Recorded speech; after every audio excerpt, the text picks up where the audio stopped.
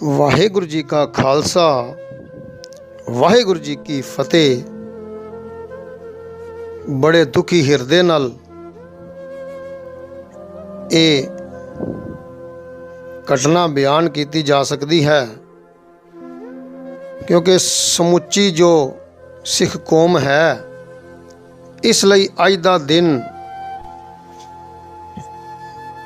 ਐਸਾ ਹੈ ਜੋ ਕਦੀ ਵੀ ਭੁਲਾਇਆ ਨਹੀਂ ਜਾ ਸਕਦਾ। ਜੋ ਭਾਰਤ ਦੀ ਫੌਜ ਨੇ ਆਪਣੀ ਨਿੱਜੀ ਈਰਖਾ ਮੌਕਾ ਮਿਲਦਿਆਂ ਹੀ ਆਪਣੀ ਪੂਰੀ ਨਫ਼ਰਤ ਵਿਖਾਈ ਹੈ, ਤੇ ਈਰਖਾ ਜੋ ਕਰਦੇ ਸਨ ਉਹ ਪੂਰੀ ਤਰ੍ਹਾਂ ਅੱਜ ਦੇ ਦਿਨ ਉਹਨਾਂ ਨੇ ਜੋ ਖੁੰਦਕ ਸੀ ਉਹ ਕੱਢੀ ਹੈ। ਕਿਉਂਕਿ ਬਾਬਰ ਤੋਂ ਲੈ ਕੇ ਅੱਜ ਤੱਕ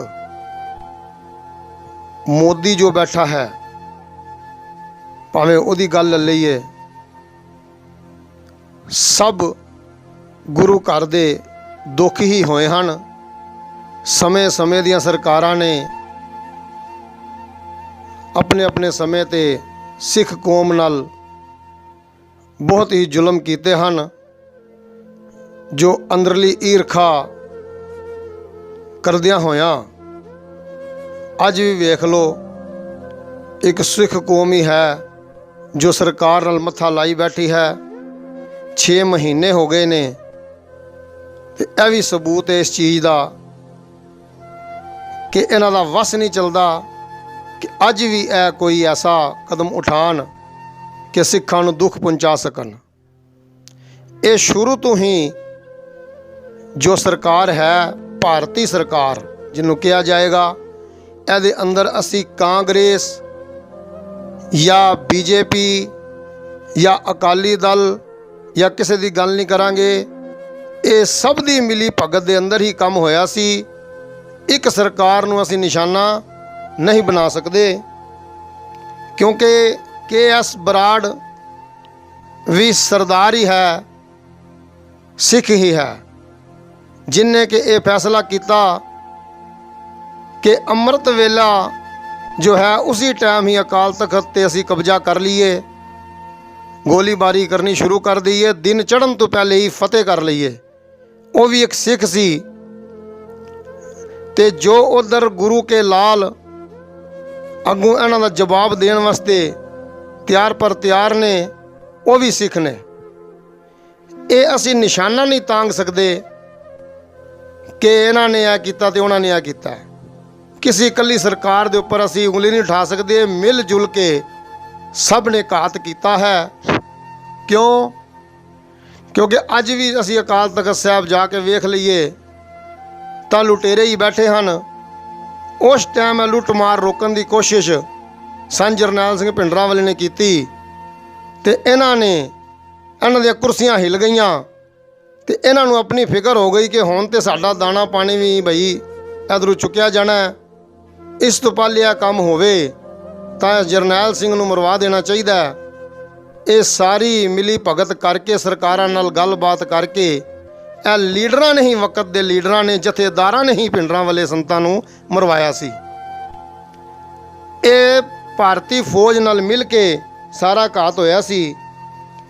ਤੇ ਜੋ ਸੇਵਾ ਕਮਾਉਣ ਵਾਲੇ ਲੇਖਕ, ਉਹਨਾਂ ਨੇ ਬਹੁਤ ਵਧੀਆ ਇੱਕ ਪਰਉਪਕਾਰ ਕੀਤਾ ਹੈ, ਜੋ ਉਹਨਾਂ ਨੇ ਇਹ ਲਿਖਤੀ ਤੌਰ 'ਤੇ ਸਾਡੇ ਸਬੂਤ ਰੱਖੇ ਹਨ।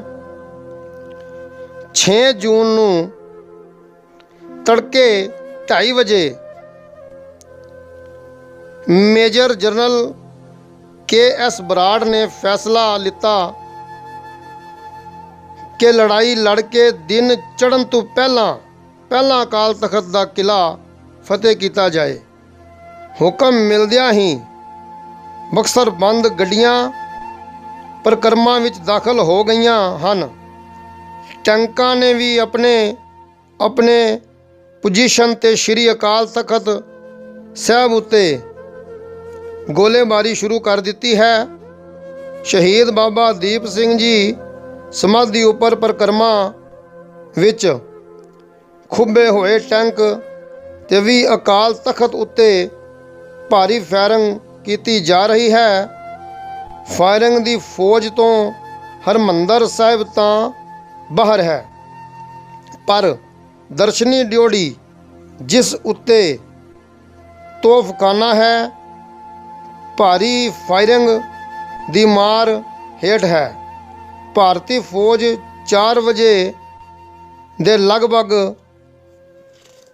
ਅਚਾਨਕ ਇਹ ਵੇਖ ਕੇ ਦੰਗ ਰਹਿ ਗਈ ਜਦ ਅਕਾਲ ਤਖਤ ਸਾਹਿਬ ਤੋਂ ਰਾਕਟ ਨਾਲ ਛੱਡੀ ਗਈ ਟੈਂਕ ਤੋੜ ਗੋਲੀ ਨੇ ਇੱਕ ਬਖਤਰਬੰਦ ਗੱਡੀ ਨੂੰ ਬੇਕਾਰ ਬਣਾ ਦਿੱਤਾ।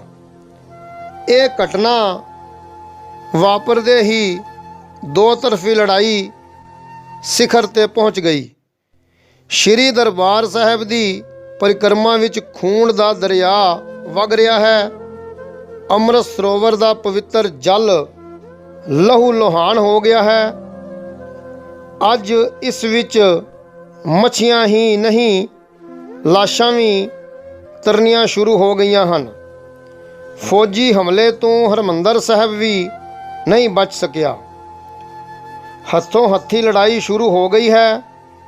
ਦੋਹਾਂ ਪਾਸਿਆਂ ਤੋਂ ਝੱਟ ਕੇ ਮੁਕਾਬਲਾ ਕੀਤਾ ਜਾ ਰਿਹਾ ਹੈ, ਪਰ ਫੌਜੀ ਜਵਾਨ ਭਾਰੀ ਗਿਣਤੀ ਵਿੱਚ ਹੋਣ ਕਰਕੇ ਭਿੰਡਰਾਂ ਵਾਲੇ ਦੇ ਬਚੇ ਖੁਚੇ ਜਵਾਨਾਂ 'ਤੇ ਹਾਵੀ ਹੋ ਗਏ ਹਨ।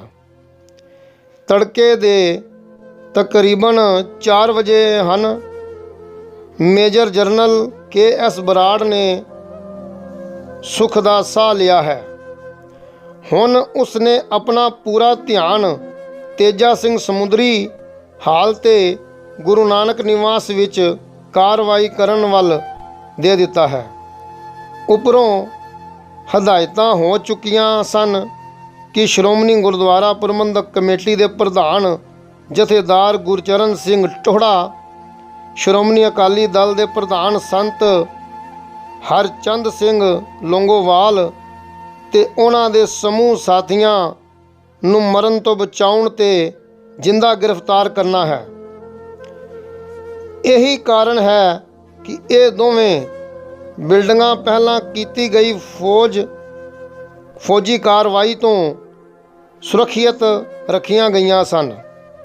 ਮੇਜਰ ਜਨਰਲ ਬਰਾੜ ਨੂੰ ਇੰਟੈਲੀਜੈਂਟ ਵੱਲੋਂ ਇਸ ਰਿਪੋਰਟ ਮਿਲ ਚੁੱਕੀ ਸੀ ਕਿ ਬੇਸ਼ੱਕ ਇਹਨਾਂ ਦੇ ਨਿਵਾਸ ਅਸਥਾਨਾਂ ਵਿੱਚ ਕੁਝ ਖਤਰਨਾਕ ਸਰਦਾਰ ਤੇ ਇਸ਼ਤਿਹਾਰੀ ਬੰਦੇ ਵੀ ਪਨਾਹਗੀਰ ਹਨ, ਫਿਰ ਵੀ ਬਹੁਤ ਵੱਡੀ ਗਿਣਤੀ ਅਮਨ ਪਸੰਦ ਗਾਂਧੀ ਭਗਤ ਅਕਾਲੀਆਂ ਦੀ ਹੈ।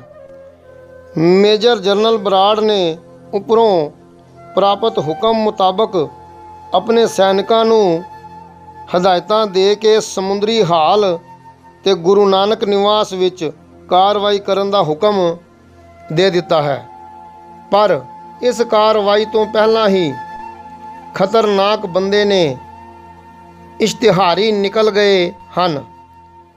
ਇਹਨਾਂ ਲੋਕਾਂ ਨੇ ਫਰਾਰ ਹੋਣ ਲਈ ਪਹਿਲਾਂ ਹੀ ਯੋਤਬੰਦੀ ਕਰ ਲਈ ਸੀ ਤੇ ਸਮੁੰਦਰੀ ਹਾਲ ਅਤੇ ਗੁਰੂ ਨਾਨਕ ਨਿਵਾਸ ਵਿਚਲੀਆਂ ਫਲਸ਼ ਟਾਇਲੀਜਰਸ ਵਿੱਚੋਂ ਪਿਛਲੀ ਕੰਧ ਵਿੱਚ ਮਗੋਰਾ ਕਰ ਲਿਆ ਸੀ, ਜਿਸ ਰਾਹੀਂ ਸਹਿਜੇ ਹੀ ਸਾਰਿਆਂ ਹਾਲ ਤੇ ਨਿਵਾਸ ਪਿਛਲੀ ਤੰਗ ਗਲੀ ਵਿੱਚ ਵੜਿਆ ਜਾ ਸਕਦਾ ਸੀ।